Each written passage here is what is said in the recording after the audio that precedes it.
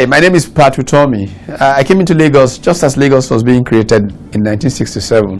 And back in those days, I went to school in Ibadan, in what was the largest city in West Africa, and lived in this nice coastal town called Lagos. I grew up in Lagos when, in those days, people who were being chased for not paying their taxes in Western region would be dash across Mushi into the Luth, Idiaraba area.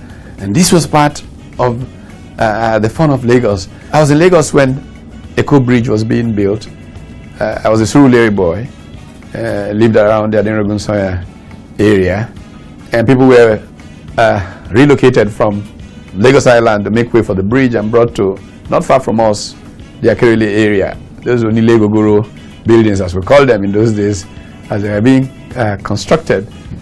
And to get a bus, we used to have to walk through paths to get out to Alaka, because buses were not even allowed on Adenrogun-Soya. It was such an exclusive neighborhood back in those days. But you know, amazing, it sounds like ancient history now, but the buses were timed and they came on time.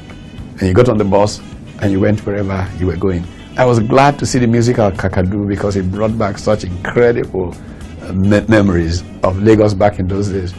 When Fela moved to Surulere nightclub, he literally moved into our neighborhood. The new shrine was in the neighborhood, so it was jumping, it was fun. Western Avenue was just one lane going, one lane coming. At the point in time when the city's growth was so phenomenal, cars were everywhere, we had to have an odd, even number system. You couldn't, drive your cars every day. Odd number cars were Tuesdays, Thursdays, and I guess Saturdays. Yes, odd number. Even was Tuesday, Thursday. We had a neighbor who was a really crazy fellow. He would just drive out knowing he was not going to be in the right. Drive up to that Shita junction and call the yellow fever man. Say, come. Enter. And he will start talking to him and we'll drive with the yellow fever man into Lagos and give him, I don't know, 10 naira, whatever it was, and go back to Surulere. He would have had cover to drive his car on the wrong day. Think of the excitement of Lagos. Patitos Gang, the iconic television series, as they call it, that we helped to create years ago. I tell people it's a reality show, really. How is it a reality show?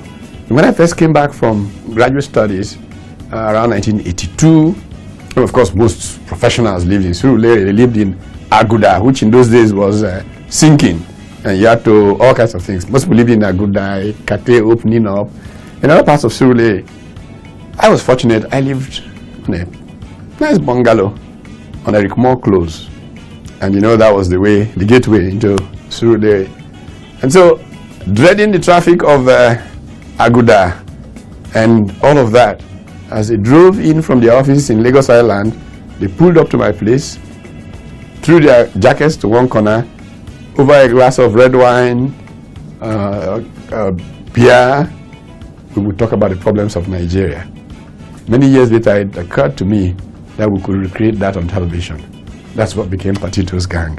It's just yesterday, I saw the end of Lagos as Morocco, where the ExxonMobil building is today. My wife, when she was a house officer and was going to learn to drive, VI was where we came because there were hardly cars around VI, and this was even into the 80s already.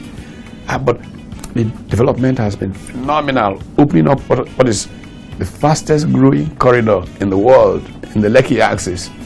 But all of these came at, a price.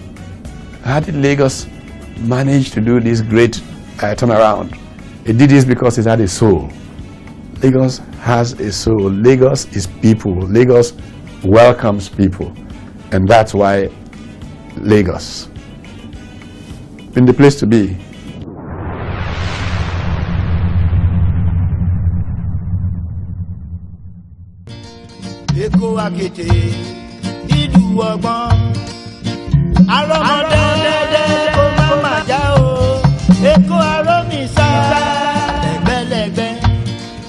Kò má síjú tá ò pè kòwé. Àpírọ́ kò má síjú tá ò pè kòwé.